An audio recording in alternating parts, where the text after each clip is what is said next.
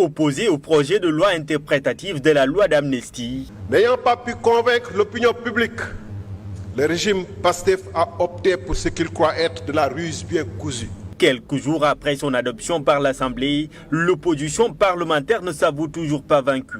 Nous avons déposé au greffe du Conseil constitutionnel une requête visant à déclarer inconstitutionnelle la loi portant interprétation de l'amnistie votée en mars 2024. Le Conseil constitutionnel ainsi saisi, les 7 sages restent les maîtres du jeu. L'opposition avait 6 jours après l'adoption pour déposer ce recours, un recours sur lequel doit désormais statuer le Conseil constitutionnel pour soit annuler le vote ou donner le feu vert au président de la République pour la promulgation et la publication au journal officiel. En l'espace, le Conseil constitutionnel dispose d'un délai d'1 mois pour se prononcer sur la constitutionnalité ou non de cette loi interprétative. Cependant, ce délai est ramené à 8 jours francs quand le gouvernement en déclare l'urgence. L'instruction débute a priori dès l'enregistrement de la requête et transmission de l'affaire par le greffe au cabinet du président du Conseil constitutionnel